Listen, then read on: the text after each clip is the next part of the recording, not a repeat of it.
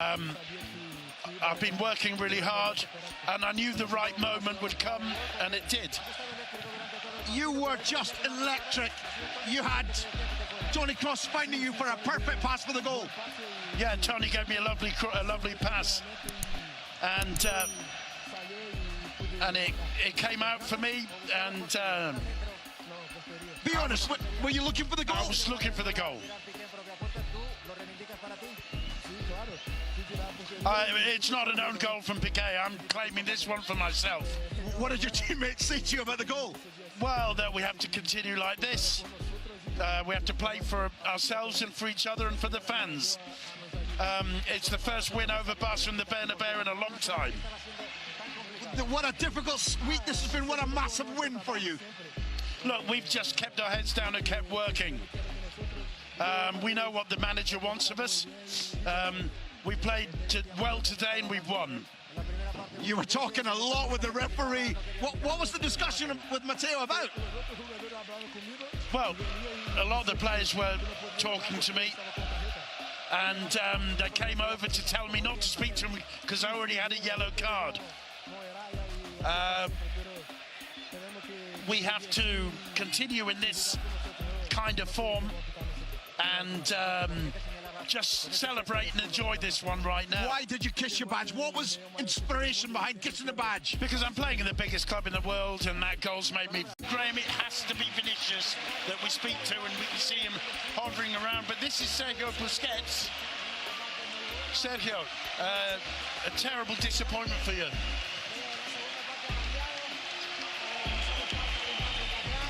Second half was a change.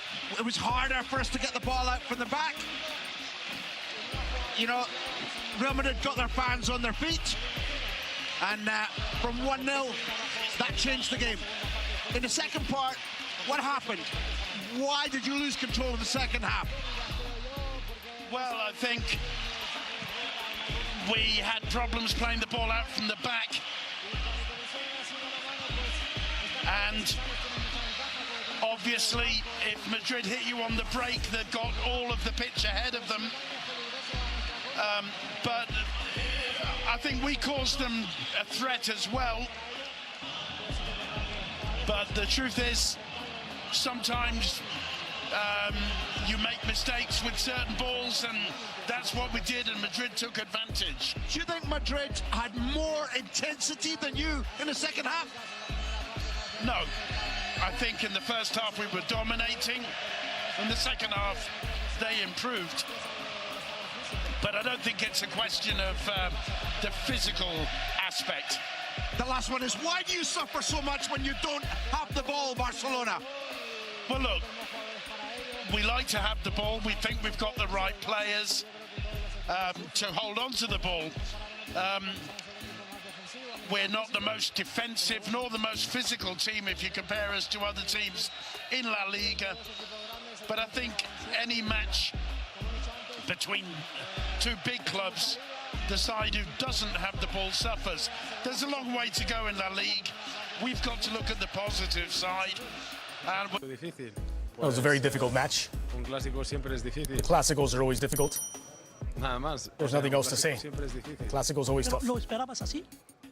Did you expect that? Yes, of course. Well, I'm obviously not expecting to lose. But yes, we know that the Clásico is a very difficult game to play. Two teams at a very high level, and today, well, the luck. And I think in the second half, it was maybe Madrid were a little bit better. In the first half, we were a little bit better. And these are things that we just have to take into mind and analyze. Madrid had a lot more to lose in this game than Barcelona did. Were Madrid more motivated than Barca? Oh, the Clásico always has things that both teams have something to lose, especially just the match itself.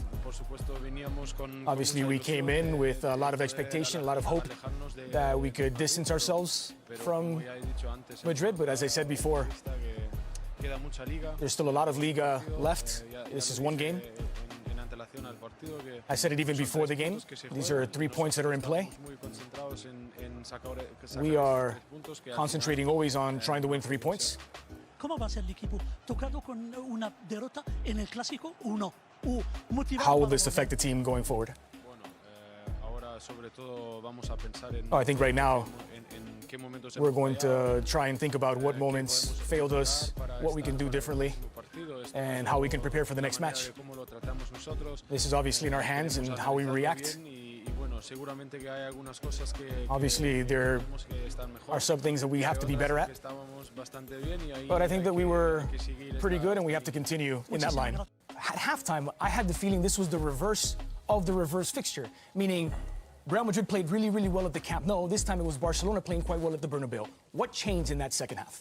I think firstly Barcelona didn't take their chances because they had 2 or 3 really great chances first half, and Courtois made 2 magic saves.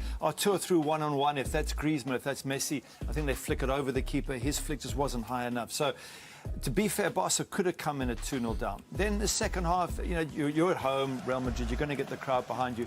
They made a change with Braithwaite, who came on and looked really sharp, but he was the man who was marking Vinicius for that goal, and he didn't pick him up. I think if Arturo Vidal was still on, he would have gone with Vinicius. Braithwaite didn't, he was still settling in. That was the moment for me the game turned in terms of, you might say, the tactics, but Barca could have been 2-0 up at that stage. They've only got themselves to blame. So given that, Thomas, given that Barcelona did have some good chances in the first half, it was strange to me to see no one making those runs in behind, even in the first half when Barcelona were dominating. It's what Braithwaite did immediately, getting in behind Marcelo when he did come on.